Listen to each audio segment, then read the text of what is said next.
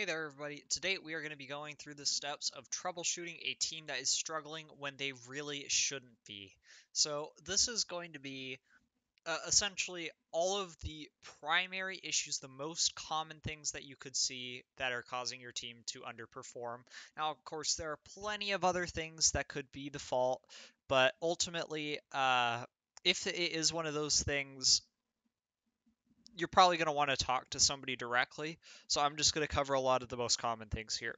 So the first thing is essentially the equivalent of, oh, I won't know why my Google Chrome isn't opening. My computer just can't seem to do it. But then you're really just clicking on your Discord. So is your team actually good?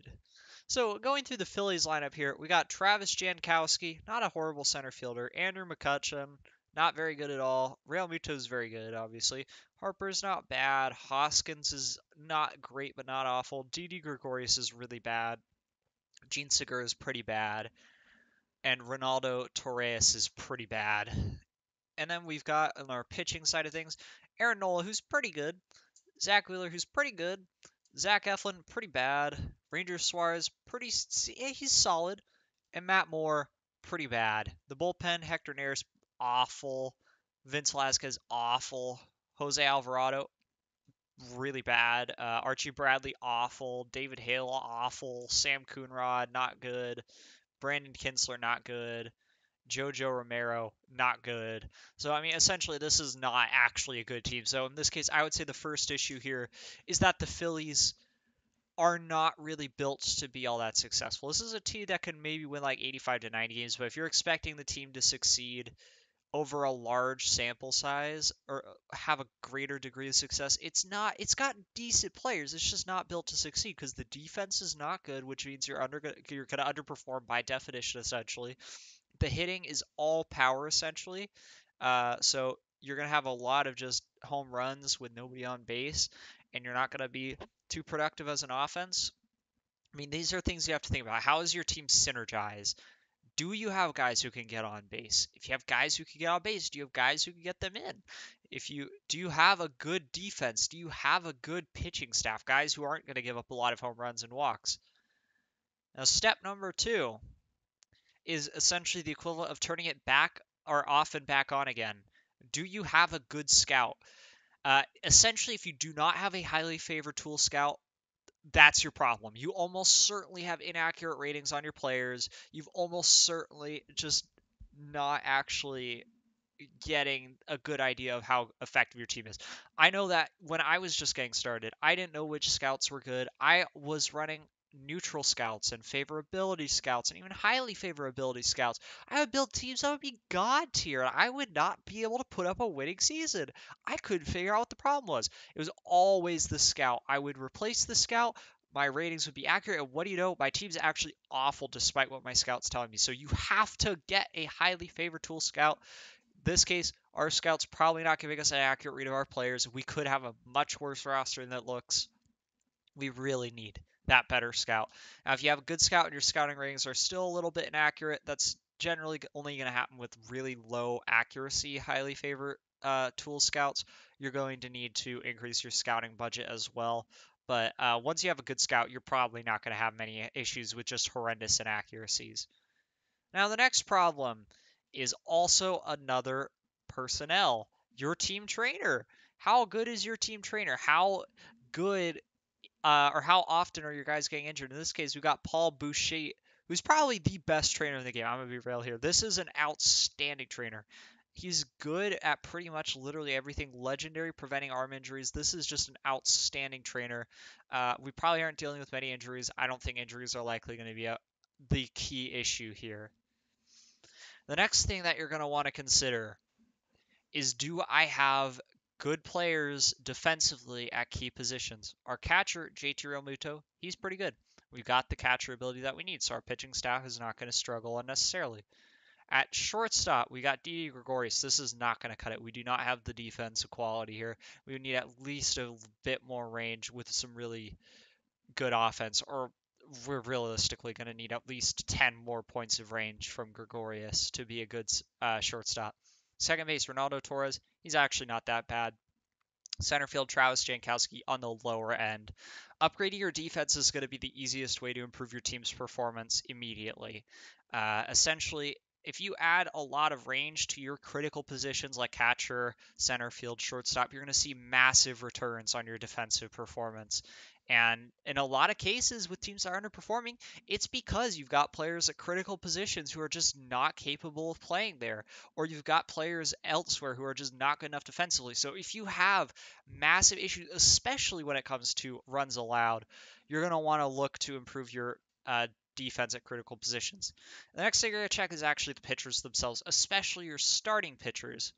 And the first thing you want to do is go to set game strategy. Are your players playing past when they are tired? If you have slower hooks and your guys are pitching like 130 pitches a game, you're not going to have effective output. So you want to make sure you've got the aggressive tiredness hook clicked for every single pitcher on your roster.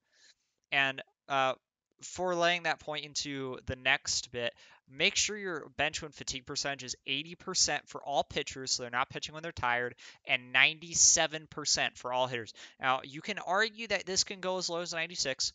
I know some people like 96 or even 95 for their bench when fatigue percentage for hitters, but you've got to make sure this is at least 95, and I really do recommend going for 97 as it just makes such a big difference in your players' performance when they're rested. You really just have got to make sure you have that.